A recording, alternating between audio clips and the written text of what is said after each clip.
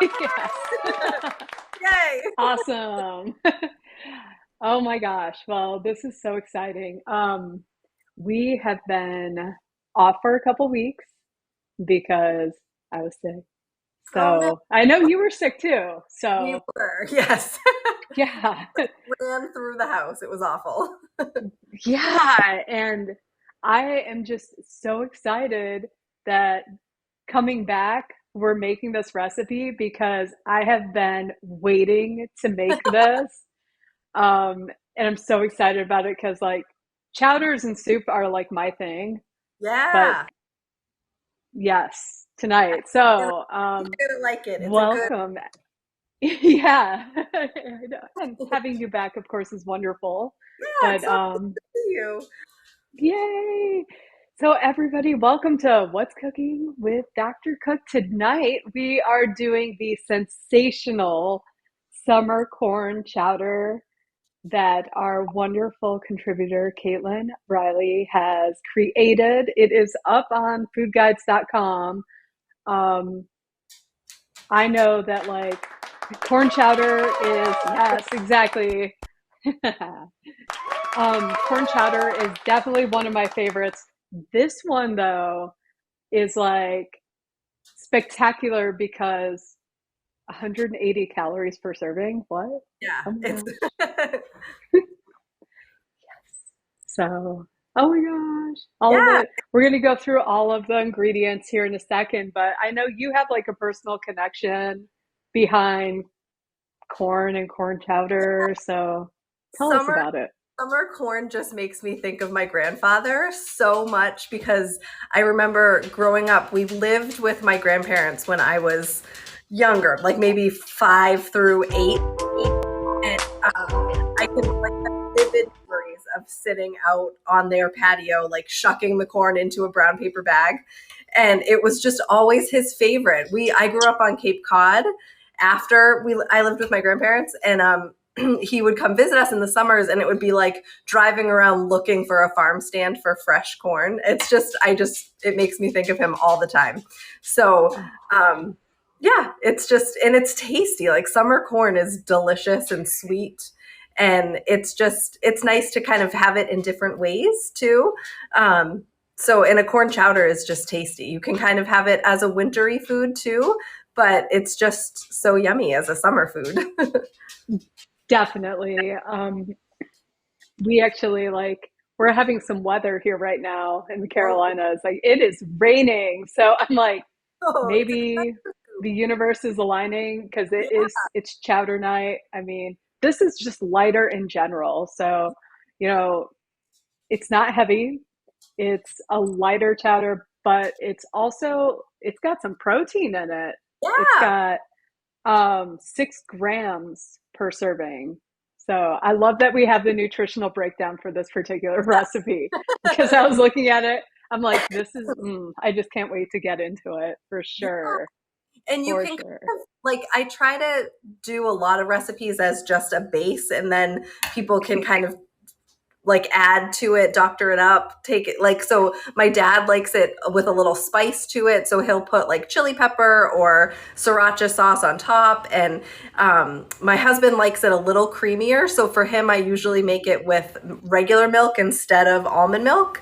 But it's good with like a little bit of yogurt on top or like extra herbs. I don't have any, my grocery store was out of parsley and chive today, but I have basil, which I thought that might actually go Oh, nicely with the corn. So I might put yes, that on top at the end just to give it that definitely. touch of green. But yeah, it's just it comes together fast. It's like 6 ingredients or something. It's a really very simple recipe, especially if somebody's kind of new to making soups and stews and stuff. It's a pretty straightforward. There's not a whole lot to it. I love it. Chris actually says that the best corn chowder he ever had was at Mystic Seaport in Connecticut. Oh, okay. Yeah. So yeah, I yeah. believe it. Is that's like Mystic Pizza, right? The movie? Like Oh, it is. Mystic, Connecticut is like from the movie was set there, I think, with Julie. oh, yeah. I love that movie. I love Correct it. me if I, I'm wrong, but I think it's the same Mystic. ooh, Yeah, that sounds like a good road trip to me. I don't Yeah. know. I have some grilled chicken that I actually kind of meal prepped this Ooh, earlier this week that I was thinking would actually go in and make it like a chicken corn chowder. So we'll see. We'll see where the night ends. But yeah, yeah, figure we'll walk everybody through the ingredients right now. perfect. So awesome. And there was one thing that I did not have as well. So I was going to ask you if you've ever kind of like cooked with it too, because your recipe called for shallots. Yeah. Um, for some reason, the grocery stores around here actually do not have shallots regularly on hand. So green onions. Perfect. Yeah, green onions, leeks, like the tops of the green onion only if it's really like triggering for somebody, if it really upsets their stomach. I usually go with shallot because it's milder, but I think any of that flavor profile would be fine. I bet Okay, leeks would be really good as well. It's just kind of to give that definitely. base flavor. Because same with, I think one of the last times I made it too, I didn't have celery, but I had peppers. So I threw like yellow and orange bell peppers in, and that was really tasty too. So it really is just a veggie base, and whatever tastes good and works for you, I think you can use. Perfect. Well, that's amazing. I'm so glad to hear that because it's like, well, hopefully this will turn out just as delicious as the pictures make it look because your pictures were outstanding. I just wanted to Good. eat, you know, like they There you go. say, we eat with our eyes. So, Yeah. well, before we get going, I'm going to run down the list. So Okay. it is 3 tablespoons of unsalted butter, 2 tablespoons of whole wheat flour, Yes. and 1 small shallot, or approximately 4 tablespoons diced. But I had the Yep. green onion, so that's what I chose. 3 large carrots, peeled Yep. and chopped. 3 medium celery stalks, chopped. So Yes. that's my You're mixture ahead. here. Start topping mine a little bit. Perfect. Then 3 cups of corn. So you can do fresh or frozen. Yeah, I went with frozen today because I didn't have the time to boil and shuck all the fresh corn. Leave it out for a little bit of time and then it thaws. It doesn't really add any cooking time to your soup cooking. So really, frozen corn, fresh corn, either one, it tastes both delicious. So excited. Okay, I have frozen too. I had intentions, but it's Sometimes it okay. I'm still doesn't happen. excited. Exactly. Exactly. 1 teaspoon of salt Yep, and 2 cups of low sodium chicken broth. So, perfect. wow. Now that I look, this is actually unsalted. So we'll see Oh, how that there you go. goes. Add a little bit more or some herbs or something to flavor it a little bit more, but that's fine. Yeah, actually, one thing that I found that I kind of pulled aside in my seasoning cabinet was freeze dried chives. Oh, perfect. Yeah, I actually used Yeah, those in the photo because the real chive like just wasn't bright enough in color, so or the fresh chive, so I used the dried ones for the photos and it looked perfect. great and it tasted good too. Yes, it did. I know. I was inspired. I'm like, chives are definitely going to go very well with this. Yeah. And then the last ingredient is 2 cups of unsweetened almond milk. So I went with this one. And Perfect. really, like the milk substitution game works here too. So if you don't like almond milk and you prefer soy milk, you could do that. I wouldn't use oat milk. I think it's a little bit too thick and a little bit too much flavor for me personally. I mean, somebody could try it, but regular cow's milk, almond milk, coconut milk would work really nicely here too because it's so thick and creamy. So any Yes. kind of alternatives would really work. I think like the coconut almond combination would Yeah. probably be really good too. Yep. Yes, definitely. All right, cool. So now that we have our ingredients, I think we can actually start going. Oh, yeah. So have So you we're going do to you make a roux first. Do you have one of these like alligator choppers? Do you have one of these things? I do That's not. It's one of those kitchen tools that is unnecessary but actually really helpful.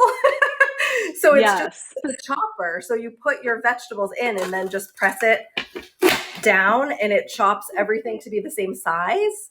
So for something like a soup, it's actually really helpful because then everything cooks at the same length of time.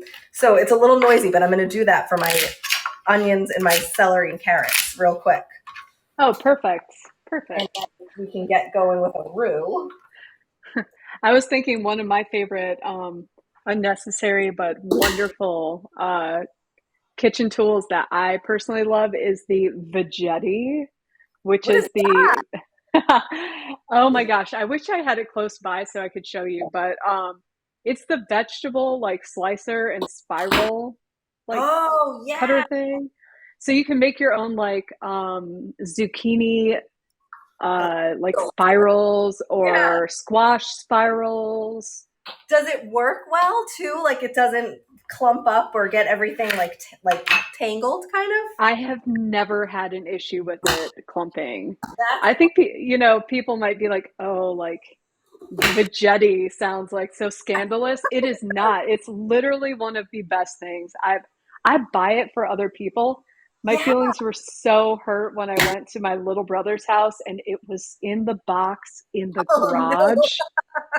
It I was, was like, what is "You this? haven't even taken your Vegetti out." That's too funny. Yeah, it hurt my feelings, but his loss. So this is the All little right. chopper thing and it chops everything to be about the same size. I I love it. love that. Yeah, it's really like it's one of those things that is like, okay, it doesn't take up that much space, but it's enough space that you're like, do I really need that? But you do. You really do. I think I do need that. Yeah, it's really helpful. Alex, take note. I used it when I was like making baby food for my kids all the time, and it was perfect for like when you wanted to steam sweet potatoes or apples or whatever. It's just like the perfect size. I love that. Speaking of things that you've made for your kids, my husband has now made I think two, maybe three batches of your homemade granola bars. So they're a hit then. They're a huge hit. I'm so Absolutely. glad. I'm so Yeah. He actually put chocolate whey, I think it was chocolate whey protein powder into them. Yes, for homemade protein bars yeah. and amazing. That Yes. would be, you know, what's really good with the to do like a homemade protein bar too is when you use Rice Krispie treats and or not Rice Krispie treats, just the Rice Krispies and protein powder, and that makes it for that. You know, when the like a pure protein bar has a little bit of that crunch in it. Yes. So you could probably try something like that too, with maybe a combination of oats and Rice Krispies, That's a great idea. and it So, holds it together nicely. yeah, It kind of I just love that. We should do that. We should make those. yeah. Let's try to create that. I'll play with it. I'll play around with it. For everybody who's listening, Cailtin has homemade granola bars, a homemade granola bar recipe, no bake. So it's a no bake granola bar recipe on foodguides.com. And they are so good. They're and so easy, they're so good. and And my husband has now made them like several times because yeah, they're just it's so economical. Like we have yeah, just exactly. replaced If you have a exactly. family who really likes bars and it's like a go-to snack for you, you can make them for so much less than it costs to buy a bunch of bars. And it's just, I mean, I know some people you don't have the time to do it, and that's fine. Like a convenience bar, there's nothing wrong with that. But the homemade ones are actually really easy to do, and they come together pretty fast. Exactly. Love it. I'm So my I brother. forget, like with the roux, am I going to go ahead and like melt the butter all of the way and then Yeah, start putting in the flour? melt it all the way down, and then here I'm going to show you how mine, like, because you want it to kind of look almost caramely, and I Okay. just find that it works better when you melt it the whole way first. Okay. This is one of those roux too that I think it's like Cajun style roux where you let it get pretty deep in color, just because Okay. it gives a deeper flavor and everything. So when you let it cook down a bit and thicken up, and we want to get it from this kind of tan color to like a deeper brown. So we'll just kind of chat and whisk for a few minutes while it. Awesome. And then once it's the right color, we actually add the veggies right into the roux and get them kind of covered with the flour. Perfect. And this is one too. I use whole flour in it because our family is not gluten free, but you could absolutely use a gluten free flour in this too. I've never tried it with any of the other like chickpea flour or sorghum flour or anything like that. I haven't tried those, but I'm sure you could do a roux with those as well. Well, I was kind of laughing because, that was the first time I think that I bought like the whole wheat flour in Yeah. a very long time. So I have this giant bag. And yesterday I was actually making the gluten-free like strawberry shortcake biscuits, Oh, which is another recipe that is actually being released tomorrow on the Food Guide wow. site. But I used up all of my gluten-free uh, flour when I was making those shortcake biscuits, which actually turned out fantastic. But I was thinking, like with the recipe for the biscuits, I'm like, I'm just going to make, because I still buttermilk, some Yeah, whole wheat biscuits. great idea. And Yeah. if you have buttermilk, do you ever make Irish soda bread? No, what? That sounds amazing. Irish soda bread. Oh my gosh, this is speaking of grandparents. The recipe that I have for my Irish soda bread is my great grandmother's recipe, like on a piece of paper that she came legit on the boat from Ireland. So this is like the real deal soda bread. And it's, again, super easy. It's like a 5 ingredient recipe. But if you have buttermilk, you have to make soda bread. That's like my rule. Okay. So how So do I get this how do I get this I'll send you recipe? the Irish Ganny recipe for soda bread. But it's basically flour, baking soda, a little baking powder, butter, like a lot of Irish butter, and buttermilk and an egg. And you cook it. We usually put raisins in it. I'm not really a caraway Oh, person when it nice. comes to soda bread. Um, and then you cook it in an iron skillet in the oven, and it's perfection. It's so good. Okay. So I'll send you that recipe. I have it. I have it all. Yeah, I have all of those things except for the Irish butter. I'll have to get some of that. Because that's Kerrygold, isn't it? Yeah, that's the good stuff, the Kerrygold. Okay. But I'm going to show you my roux because it's nice and dark. See how that Wow, like that is dark. browned up a lot? Okay. So if you can get yours a little bit deeper in color, even if you jack the heat for a minute without like it won't really burn because you're still whisking. But if you kind of jack the heat up for a minute, you can brown it Yeah. a little more. And I'm just going to go ahead and dump the veggies in so that it doesn't burn. Gotcha. And you want to just stir these so that they get really nice and covered in that roux.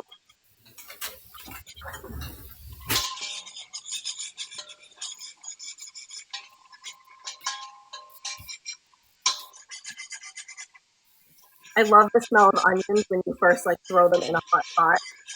I was Oh, making, I know. I was making something the other day, and my kids were in the kitchen. I was like, "Does anything smell better than like celery and carrots and onions?" And they were like, "Yeah, a lot of things." They're still young. Yeah, they were like, "Ice cream smells better, flowers smell better." I was like, "Okay, so Oh, you're wow. dinner."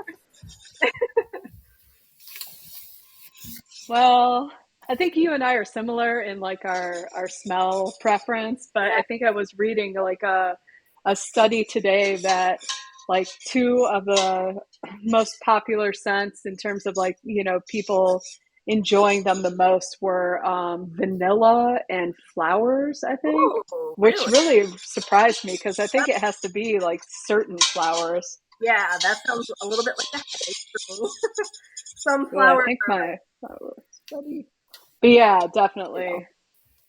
certain flowers for sure. All Yes, right. some are lovely, but some lilies, I guess lilies or tower lilies have a really strong smell.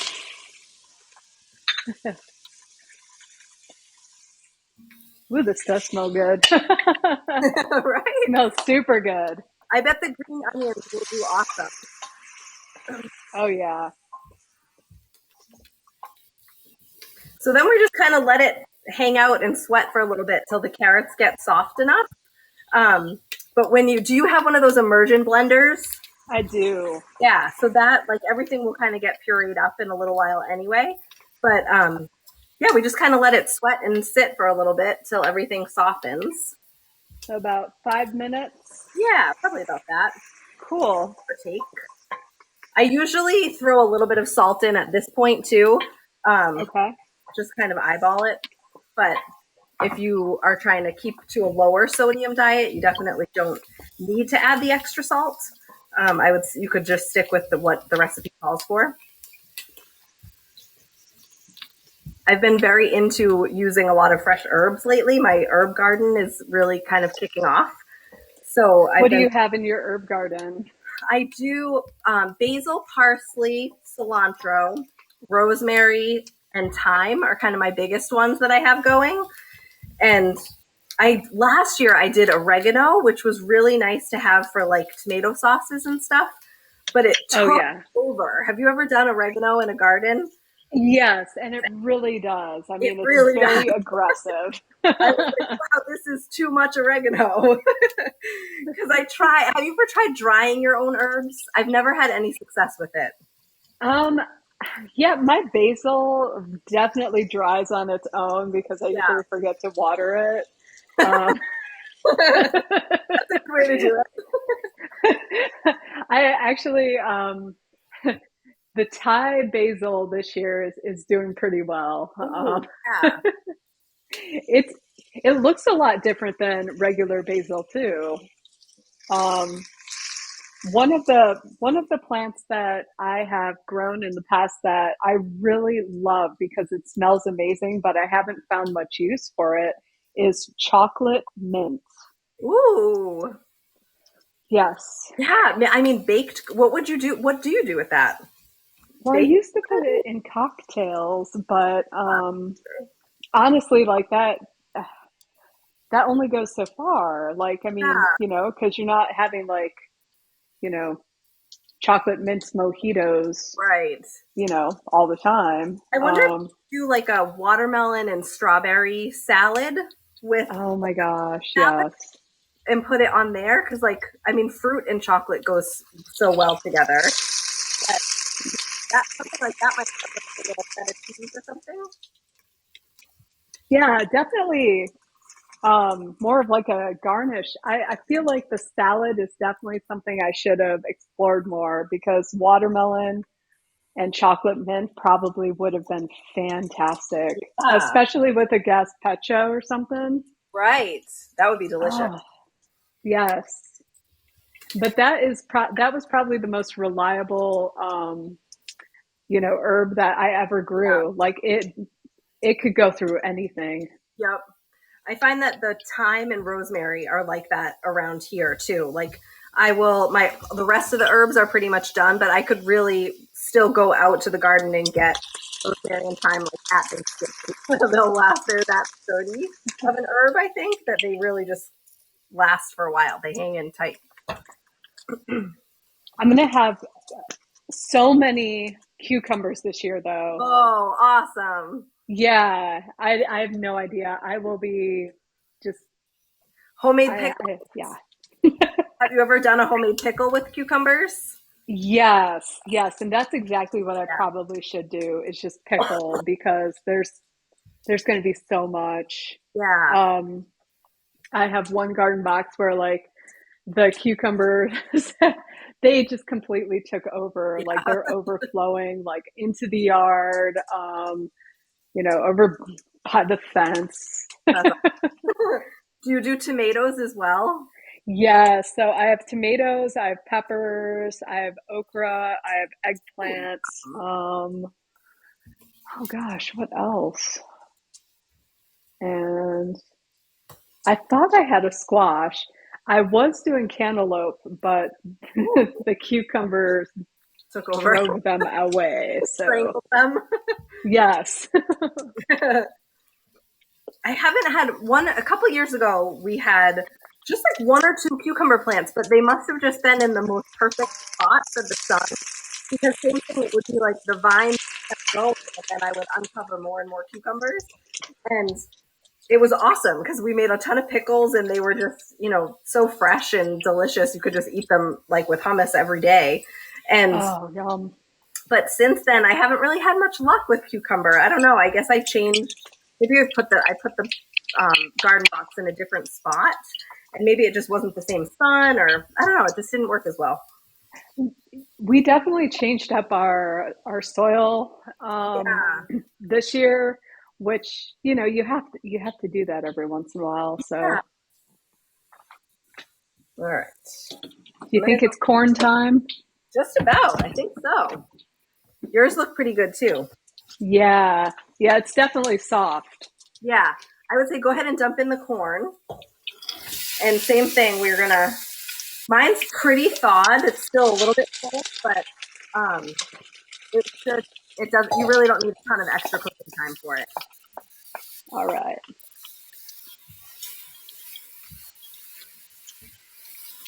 The same thing. Okay. Stir to coat and coat it a little bit. To say the salt too. Yes. Yep. Go ahead and add the salt.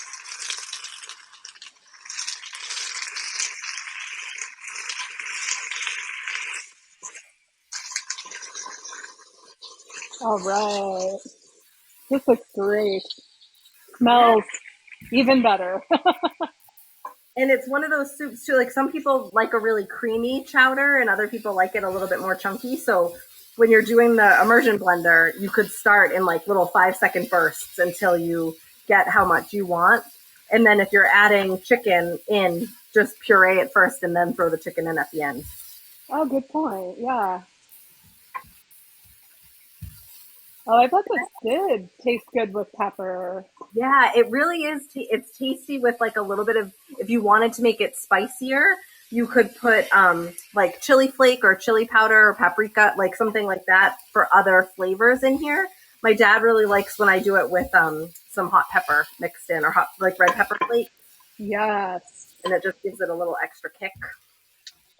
I was kind of thinking that, it would probably taste really good with like just a little bit of cumin. Yeah, yep, definitely. All right, so we just let that sit and hang for a minute.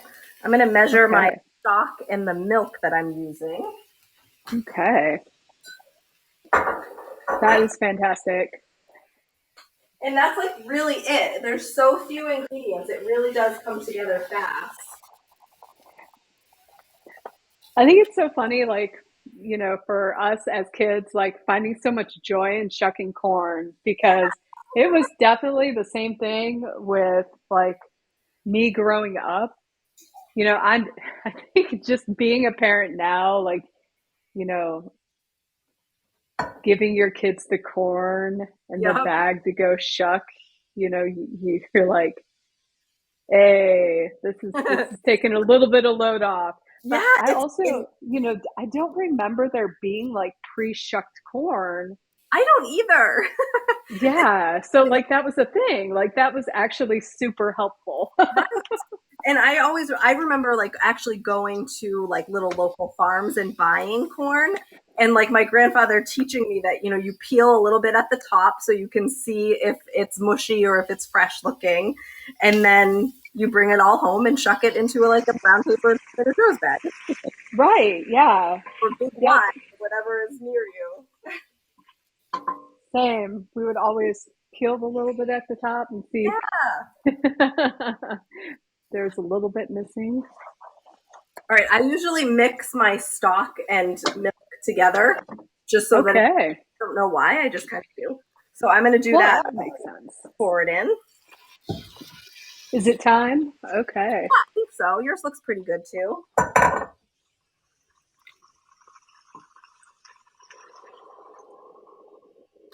So there's cup number one of the almond milk.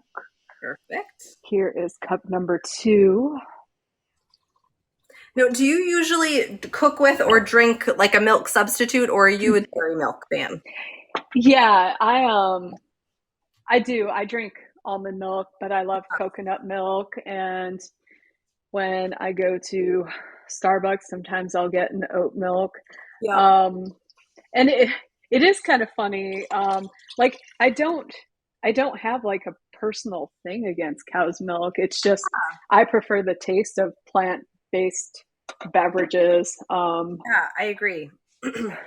You know, they taste better to me. And Yeah. plus, you know, during, I don't know if this was the same for you or not, but like during my undergraduate in dietetics, you learn so much about dairy.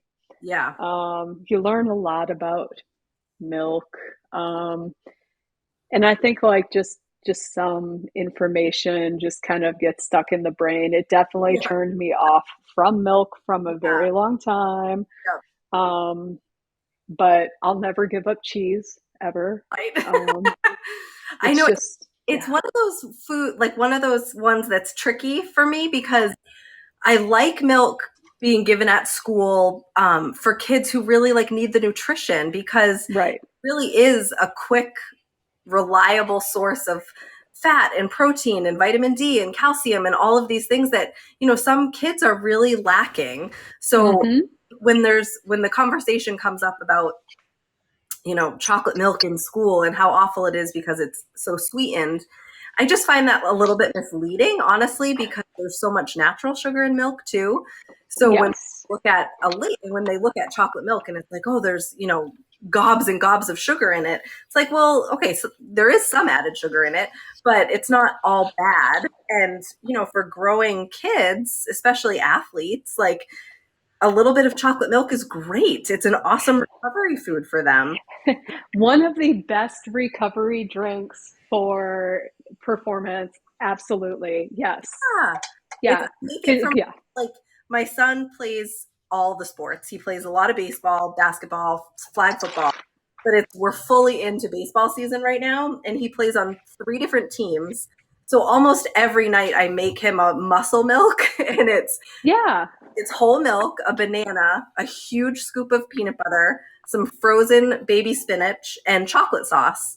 And like, I mean, old school, like, I think I brought Trader Joe's brand, but it's like Hershey's chocolate syrup. And it's the best thing for him because after all of those games or practices, he can just chug it and it's filling and it's a good amount of protein, a good amount of fat for him. So I'm not on the anti milk train myself.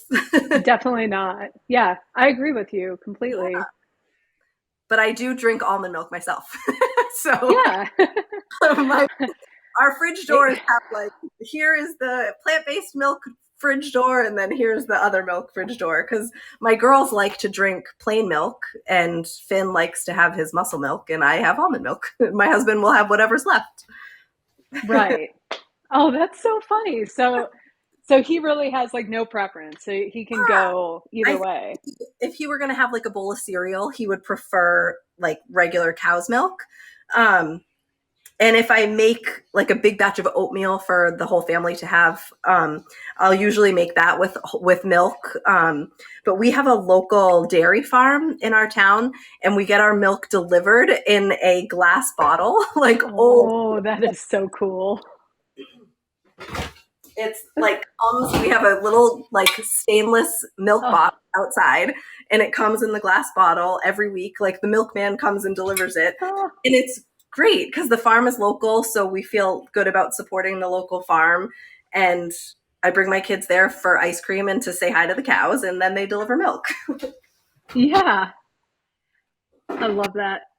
Yeah, Chris wants to know if he can use garlic in this recipe. totally. Yes, 100%. You could use regular garlic. I would throw it in like right before the corn. So let all the other veggies like saute for a bit and then add the garlic right before the corn so that it doesn't burn. Or if you don't like, if like a fresh garlic is a little too intense, you could use a garlic powder or a garlic salt too. And that would be really delicious actually. So we're trying to get this up to a boil and then reduce to simmer, right?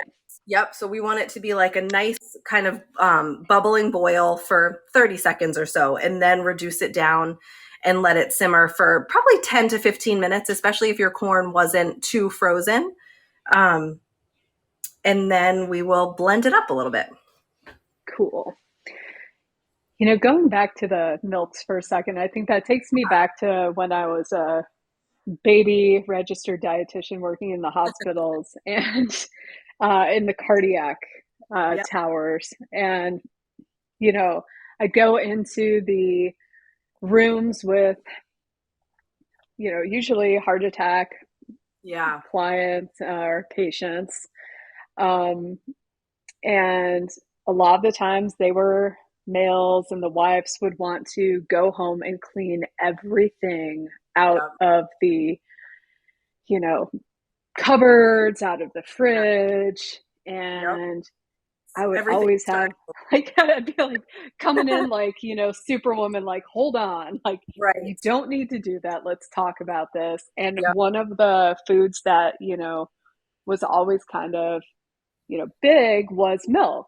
Yeah. And, I'd always say, okay, like, what type of milk do you drink? And a Yep. lot of the times it was, you know, vitamin D, the full fat milk, at 50, 60 years old. And Right. I'm always like, well, how do you feel about chocolate milk? Do Yeah. you like chocolate milk?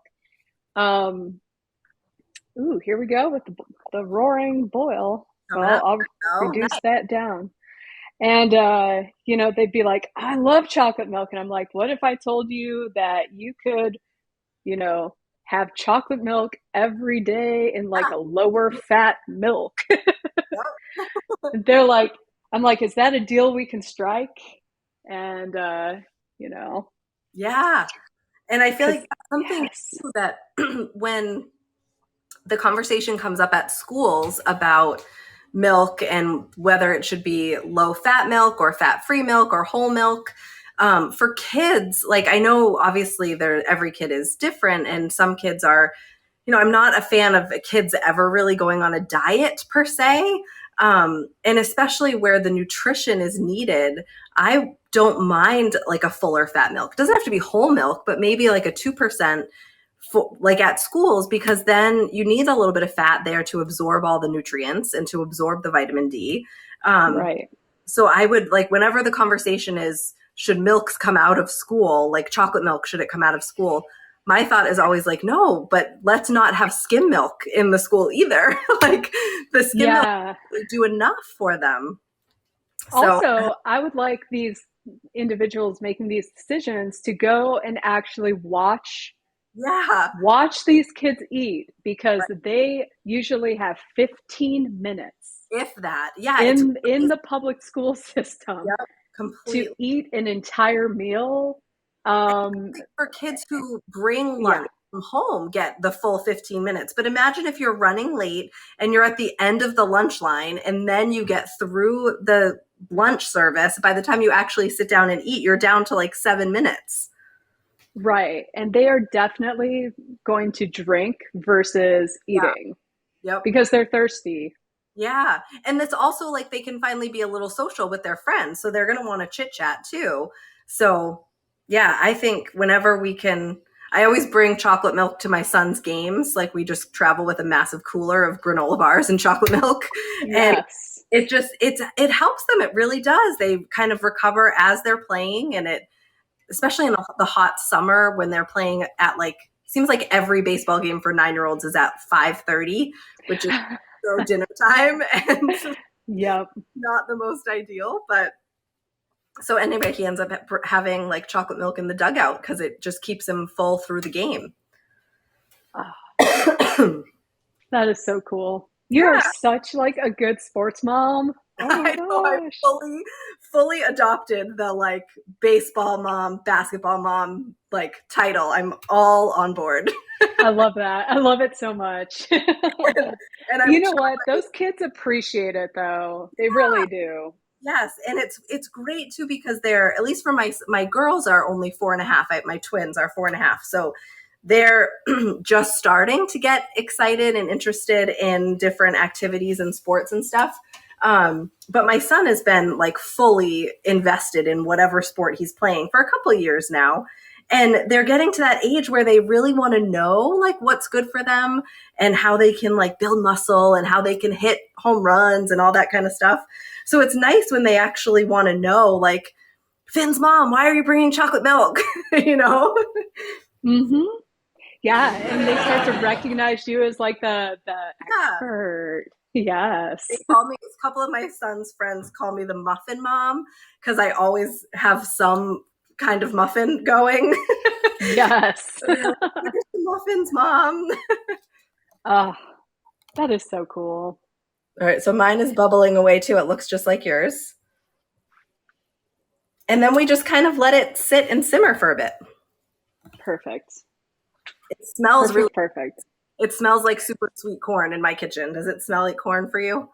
It sure does. Yeah. Yeah, I can't wait to dive into this. Like I was thinking I have some of those like leftover shortcake biscuits. Well, the Ooh, gluten-free biscuits that could, from the strawberry shortcake. So that would be a good little yeah. pairing, or maybe even just the strawberry shortcake. Like I'm so excited. So I know I mentioned it earlier, but the strawberry shortcake recipe drops Excited for that. tomorrow. But it's a different, it's something totally different that I really didn't even think about. So the chef has us kind of, smashing like the strawberries, but it's all about like kind of like letting them sit. So it's Okay. almost like mindful strawberry sauce where you Yeah, you where you really like you have to let them sit for a bit, right. and then kind of like taste before you sweeten it, because I think so many people are like really just kind of quick to sweeten their strawberries before, Yep. um, and there are some options. Like, sure, you can put some agave nectar, you can put, Yep. some honey. If you're low FOD, you can do stevia, you can do Yep. maple syrup. There are a lot of different Yeah. ways to sweeten the strawberries, but it's strawberry season. So So really, they should be sweet. right. Oh my goodness. So the strawberries that I had, like, well, I had two different 1 pound packages. One of the 1 pound packages I smashed separate from the other one. Okay. One was so sweet. One Oh, of the 1 pounds was so sweet. And the other one definitely needed help. So it isn't was that just funny? really cool. Yeah. Yeah. Anyway, have you ever gone strawberry picking? Yes, yeah. So North Carolina has like some really good pick your own strawberry fields. It's so fun. We have a there's not one super local to us. We're like on the south shore of Massachusetts, so I'm like 5 minutes from the ocean. So the the ground, I don't know that it's super supportive of for strawberries, like, or bunnies just get to them before people. But we have like a really great blueberry farm close by that it's been in the same family for like 90 years, and they have, I don't know, several hundred blueberry bushes. So we usually go blueberry picking, but Mm. I found a strawberry farm in Rhode Island that wasn't too far of a drive. It was like an hour for us, but we kind of made a day of it. And it was so fun. My kids loved it. And the strawberries were so fresh and delicious. Like, Oh, when you pick a fresh strawberry and there's no white center, that is the best. Like when it's exactly. red all the way, which doesn't usually happen when you buy them from the store like year round. So Right. those like super red fresh strawberries, like nothing is better than that. Mm. And And you it's can a good fruit. It's just a good, kind of like even keel, doesn't really irritate yeah, most people or conditions right. fruit. Yep, it's and it's one of those ones that used to be, maybe like dating myself, but it used to be on the like wait until 2 years old list. And I know that that's not really as recommended anymore for a lot of like introducing allergens. Like they say not to wait as long now. But I think strawberries used to be on that list, right? Because it would be like kids could get a rash around the mouth, which would be kind of a false sense of an allergy, if I'm Huh. remembering right. Do you remember that? Yeah, no, that does sound familiar. I'm kind of dating myself with allergens, but Oh my goodness. Well, did we talk about the fact that like they have like a new allergen being added? I think it's early next year or the end of this year. what is it? Sesame. Oh, yeah. I've Yeah. actually met several people lately, or people that I didn't know they were allergic to it, but can't have tahini. So they like don't eat hummus because they can't do tahini, which is sesame. Right. So Right. Yeah. yeah, Yeah, yeah. very, very interesting. I had, like, and I'm kind of thinking, I'm like, what's up with that? It's, and I wonder where that's coming from. Like where, I don't know, because I mean peanut allergies too. I've just completely. I feel like even when I was in school, it would be maybe one kid in the school had a peanut allergy, or like, it was not as prevalent as it is now. And now there's just like no schools that aren't peanut free at this point. Right, right, absolutely. Because I mean, it really is super deadly. Yeah. I had to laugh there for a second because I just saw Chris's comment that he used to think that chocolate milk came from brown cows. Oh, And I think that was like literally like a thing that all kids like, you totally. know, You're not alone. yeah.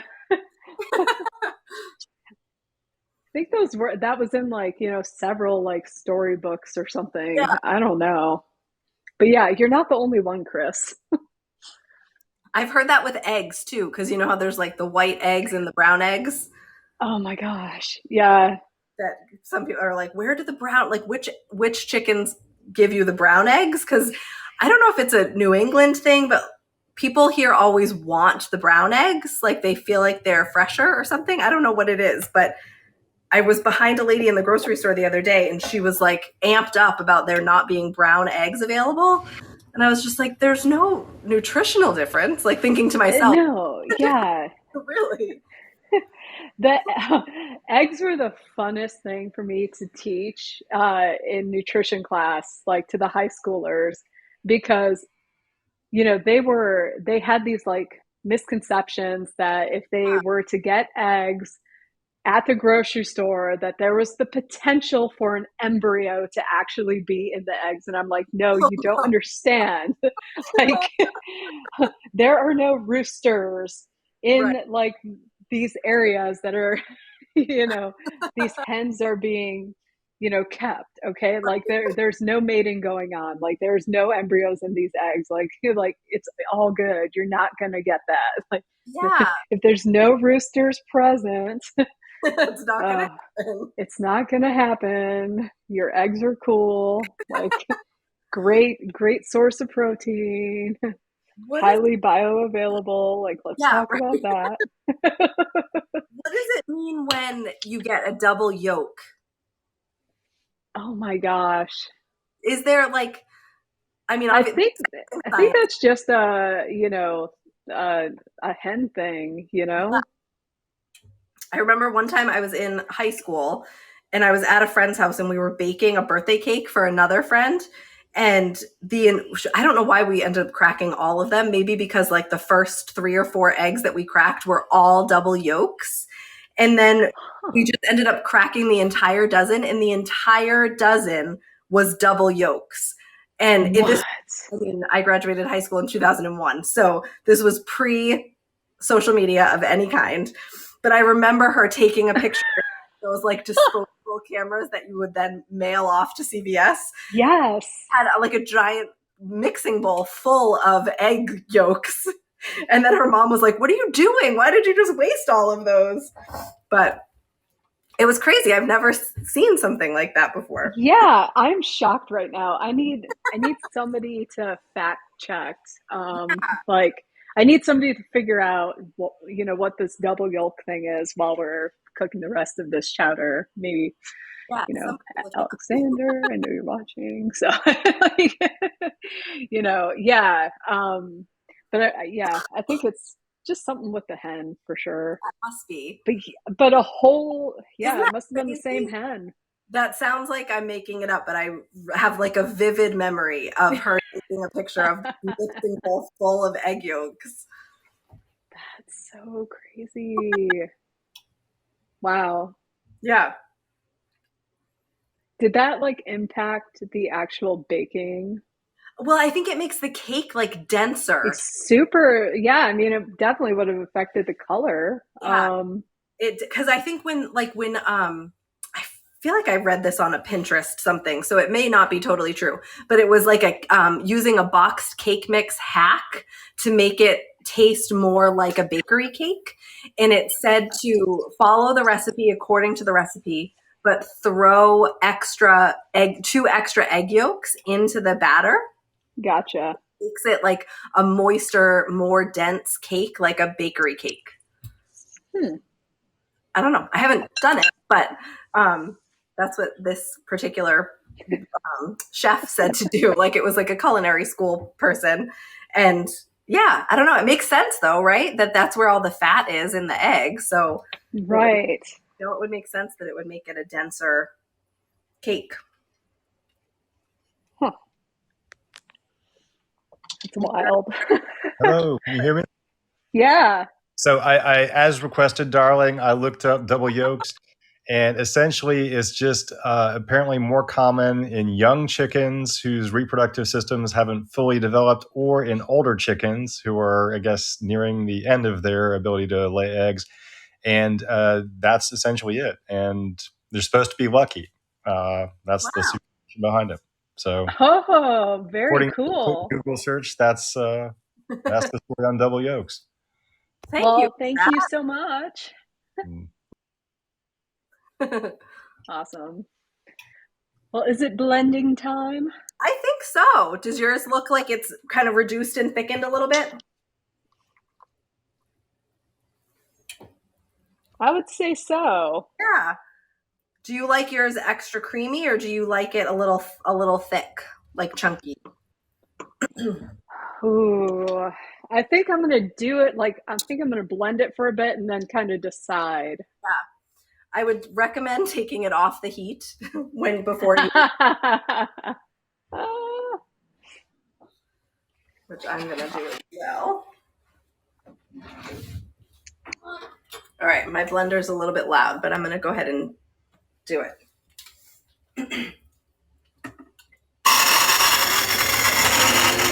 Let's see. Bring you over here a little bit.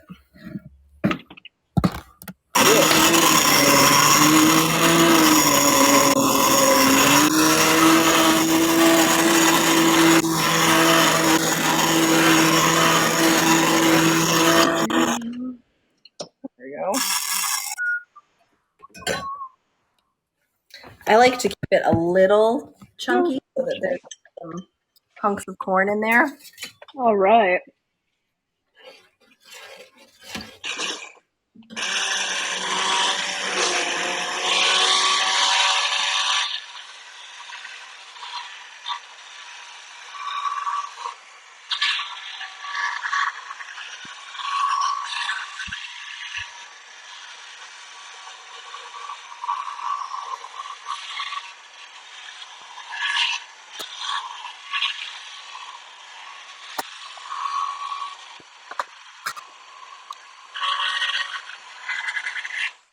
Hmm, hmm, hmm, hmm. I think I'm gonna All right. try a little basil on top of mine because it's the fresh herb that I have, and I feel like corn and basil might go nicely together. I think I'm gonna chop mine a little bit.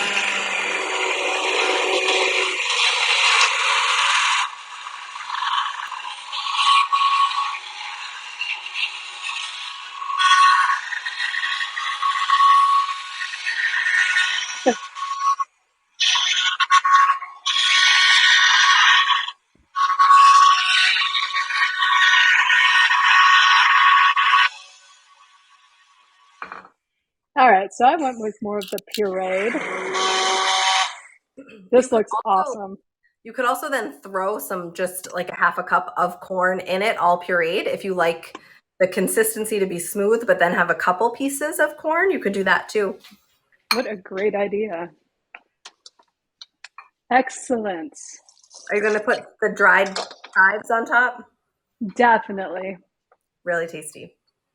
I just added a little fresh basil to mine and it smells really yummy. I do have some like chunks of carrots and whatnot too. Yeah. I kept mine a Mm-mm-mm. little bit more on the chunky side. Like I just blended it up a little bit, Oh, nice. but Very cool. feels like it's probably about 200 degrees. So we should probably wait a minute to try it. All right, I'm going to plate mine. All right. Yeah, this smells great, and I love the carrots. I think that there are some carrots and some celery and some corn. You got So to, yeah, I mean it pureed, but there are a few chunks still. yeah. You might do sometimes like the corn kernel kind of gets stuck in the immersion blender. That if you Yeah. had a really high power blender, you could do it that way too. Um, if you wanted it to be a really smooth consistency, but then just be really careful when it's hot to do that. Uh, this this is going to be delicious. I can tell. Mm, All right, hope you like it.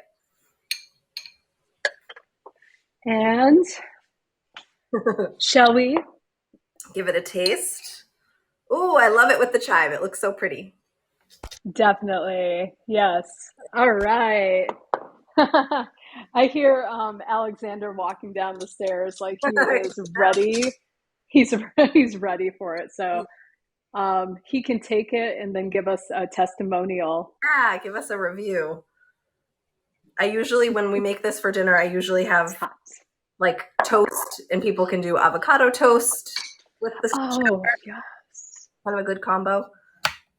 Oh, that is great because I have some avocados that need to go. Yeah, So especially if perfect. it's rainy and cooler there, it feels like a good night for soup and avocado toast Yes. or peanut butter or whatever kind of toast you like.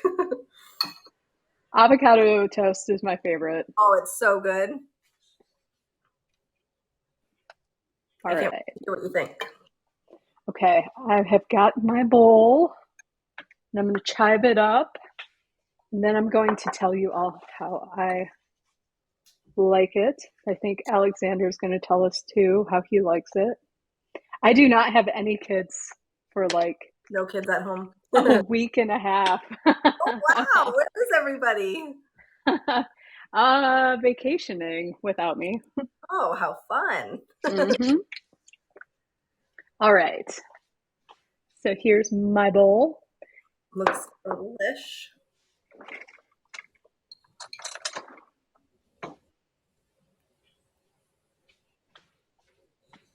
Don't burn your mouth.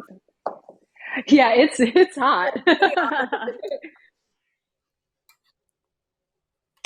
Do you ever put bacon in yours? Ooh, I haven't, but that would be delicious.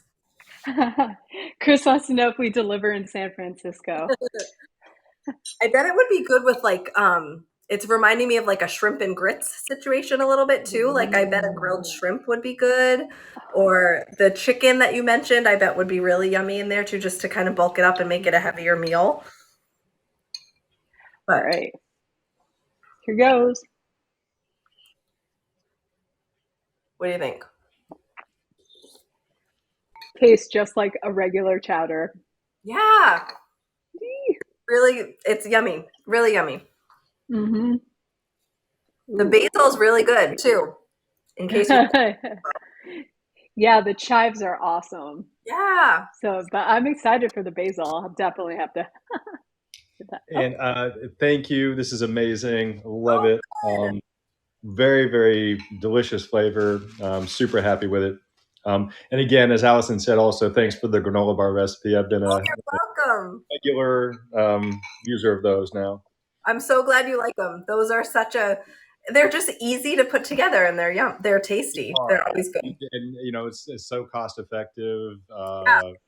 It's kind of fun to play around and experiment with new little things. Like I really want to try your Rice Krispies idea now. Yeah, I bet that would really work. We'll have to play around with like what sweetener to use because I bet maybe a honey or maple syrup works really well. Yeah.